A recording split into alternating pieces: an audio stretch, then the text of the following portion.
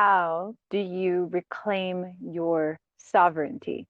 Is the topic of today's Soul Sovereignty and Sexuality podcast with myself, Jessica Falcon, International Soul Embodiment Guide and relationship expert, diving into the topic of sovereignty today because somebody recently asked about what sovereignty is, and I haven't really done an episode specifically on sovereignty, personal sovereignty, of course. Traditionally, we have heard sovereignty used in the context of national sovereignty. And in fact, it's an ancient term. If you are at all familiar with the Egyptian goddess Isis, also known as Aouset, her name basically means sovereignty. And the hieroglyphic representation for Isis was a throne because sovereignty meant to sit on one's throne. I would say in modern terms, to be the queen of your own domain or to be the king of your own domain, which is to be your own authority, to be self-governing. Now, in order to be self-governing, right, you have to know yourself. So the key to sovereignty is to know yourself.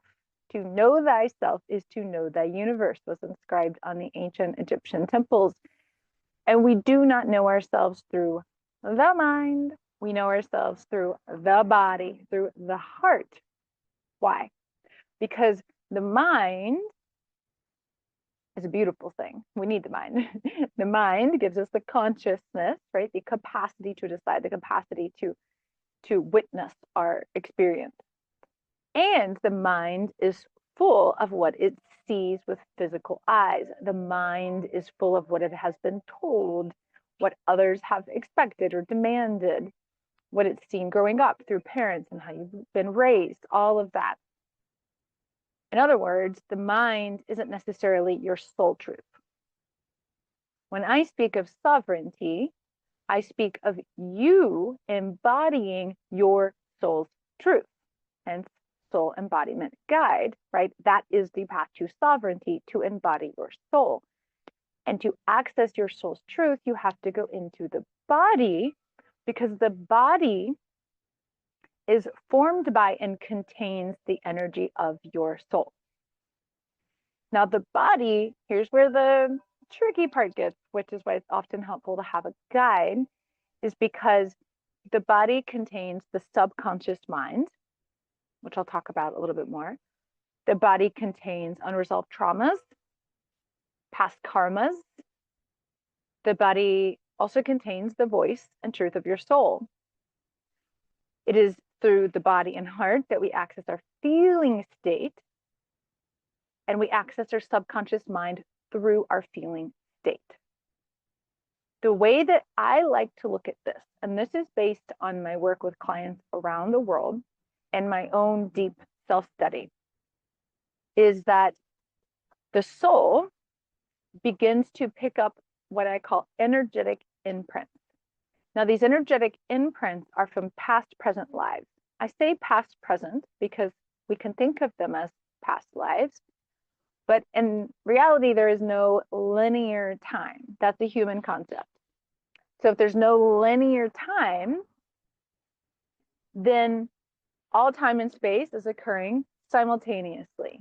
That's how Galileo invented time. It's like through the pendulum, and it keeps swinging and swinging and swinging. And so we are right here in the now moment, but this life from 2,000 light years away is right here. This life from 400,000 light years away is right here. And we access those energetic imprints in the now moment. In the now moment, your mind, your consciousness gives you the capacity to tune into your body and its energy. And as you tune into the energy of you, of your body, which is the energy of your soul, you can tap into those imprints, those karmic imprints, or those imprints of trauma, which is basically your subconscious mind, right? It's energy. And we can bring it to light. We can bring the subconscious to consciousness so that we are living in alignment with the soul truth. Because if you are not accessing your energy, your emotions, energy and motion, consciously bringing it to the light, then you are living unconsciously. And to me, an unconscious choice isn't really a choice at all. So if you're living based on what you've been told by others or their expectations, their demands, all you've ever seen or known from the mind, you can't truly be sovereign because those choices you're making are based on what you've been told by others, not your soul's unique truth, your soul's unique path. Because here's the thing, and I've talked about this in other episodes, you chose to be here. We all chose to be here. In this crazy time, we all chose to be here. And we don't all have the same purpose for each lifetime. My purpose in this lifetime could be drastically different than yours. The point isn't to follow, the point is to discover and come into union with your soul and its path, its truth, its uniqueness. That is empowerment. And it requires you to reclaim your power from all the external sources. Parents, beliefs, conditioning, expectations, all of that. We tend to give our power away in relationships, and sovereignty is the only way to truly claim your power back in relationships. And yes, our power always resides within us, but we tend to give it away by entering relationship out of need, for example, rather than fullness, rather than desire. And as you begin to access and reclaim your sovereignty by going into the body, connecting with your body as energy, attuning to what is there, opening your heart, receiving the feelings, receiving the thoughts, looking at the root beliefs underneath your thoughts and feelings, deciding whether or not they're in alignment with your soul truth by discovering what your soul truth is. And this is what I guide you to do, both one-on-one, if you want to work with me in a private container, a portal transformation, and in a Sacred Body Wisdom Foundational series that I recently developed. And so if you don't know how to do this, there's a very affordable, accessible way to learn how to do this. And I guide you through that in the Sacred Body Wisdom series. When you do this, then you begin to create freedom in your relationships because you show up differently, because you are not showing up from need. You're pulling your power back and healing those karmic dynamics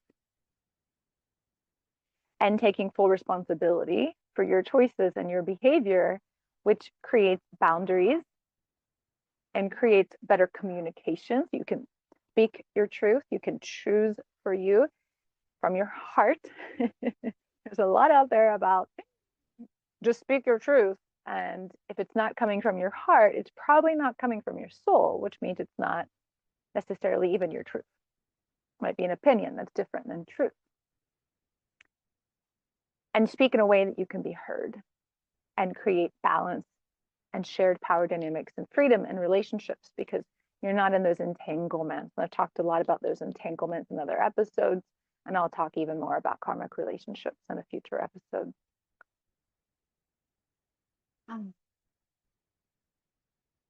So just check in with how this is landing in your body now, because we tend to operate from the head. And it is by presencing ourselves in the body, pressing your feet into the ground, noticing the breath in the body, opening your heart with your awareness, that you can begin to develop the presence, the embodied presence that is necessary to even become aware of the millions of things happening inside of your body, the energy. So connecting with the energy of your body is key. And there is an activation in the Sacred Body Wisdom series that helps you to connect with your body as energy, not a physical object. I've also done another episode on soul embodiment that you can tune into. What is soul embodiment? If you want more specifics on the energy in the body and how they are intertwined. The other most important thing when you are wanting to reclaim your sovereignty is that it's not a mental concept. It requires you to feel. The heart feels. And as you feel, you are also consciously releasing the false armoring around your heart, which is increasing your capacity to love yourself and others. When you increase your capacity to love yourself, you increase your capacity to love others. I'm going to say that again. When you increase your capacity to love yourself, you increase your capacity to love others. And you increase your capacity to love yourself by connecting to your soul. Your soul is the frequency of divine love. And so as you begin to embody your soul, to attune to the frequency of your soul, which again is in the Sacred Body Wisdom series, you then are able to source love from within, to source safety from within. You source safety from your God self, which quite frankly is incredibly important right now in the world, that we learn how to source safety from within, to attune the nervous system and the energy body to the frequency of the soul, and then to align the words, align the choices, align the actions, align the behavior to your soul's truth. Because when you do this, you experience true freedom. Freedom that is claimed, freedom that is not granted, freedom that does not need permission, that does not need approval, doesn't need anything or anyone around you, because it is freedom that is based on you embodying and aligning to your eternal self, your divine self. And when you do this, you begin to live from the inside out. So we are conditioned, and most of us unconsciously, just take the world in, right? Take the world in, you make it yours, the mind, versus connect with the inner soul truth. And then you bring that out into how you co-create your life, meaning you begin to experience magic. Because when you connect to your soul and then through your body, and you begin to intertwine and merge the two, you bring more light of your soul into your body, which helps you release, right? What is not of the light, what is not of your truth, what is not love. Then you are able to come into, right, that union, body and soul. You're able to come into that union that allows you to bridge the spiritual world with the physical world. And magic is the bridging of the spiritual world with the physical world. And as you live in that place, magic abounds. Magic is your capacity to shift physical reality based on your spiritual truth. Okay. Not coincidentally, Isis, the Egyptian goddess, the queen of heaven and earth, was also known as the mistress of magic, because she knew that when you start aligning to your own God state, to your own divinity, here in form, I like to say you come into ecstatic union with your divinity, here, now, then you enter the realm of magic and you create the miracles, you create the experiences that are in alignment with your soul's path and truth. It doesn't take away difficulty.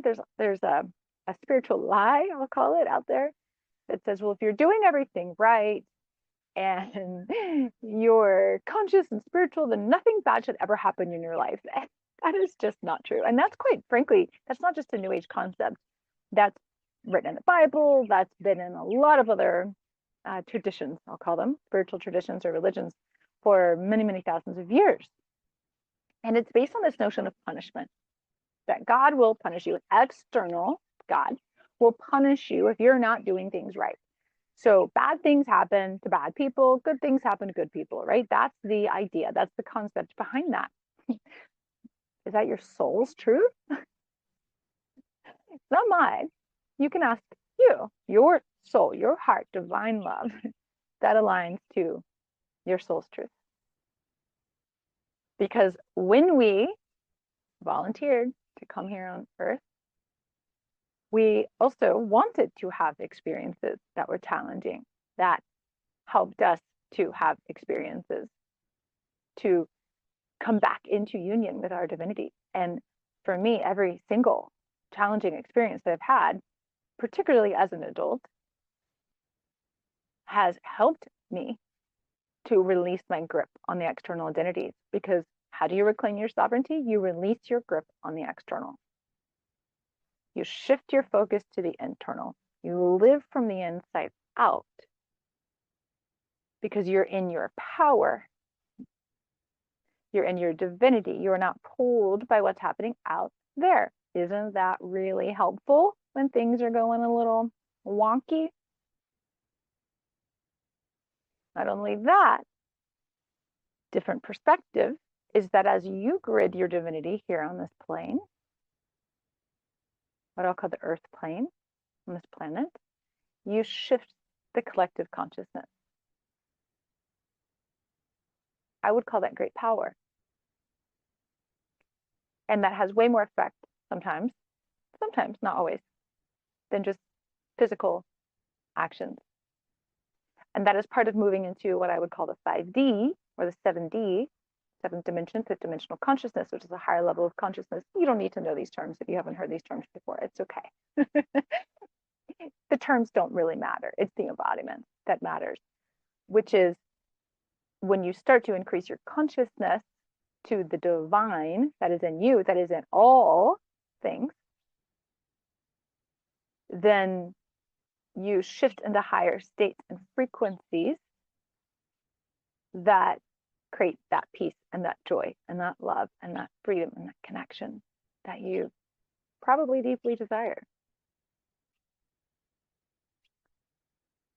And if you desire support on your path to sovereignty, you can always schedule a free 30-minute sovereignty breakthrough session with me. I will put the link below. You can go to thepathtosovereignty.com. I'll also put the link below to access the Sacred Body Wisdom Foundational Series. It's 8 really powerful activations and embodiment practices that help you connect to your body as energy, that help you increase your capacity to love, attune to the frequency of your soul, activate your third eye. A lot of different activations and practices in there, along with journal prompts and teachings. So one more quick announcement. We still have some space in the Sacred Feminine Power Retreat to Greece coming up this fall. So if you're listening and you are interested in traveling with us to sacred sites in Greece, we'll be in Athens, Nafplio, the Mycenaean civilization, Delphi, really connecting with the earth grid, as I've been talking about. We will be shifting the consciousness, and we will also be accessing the wisdom and the codes that are there. So I'd love to have you. If it aligns for you, you'll know in your heart and soul. Wishing you all lots of love, and I'll see you next week.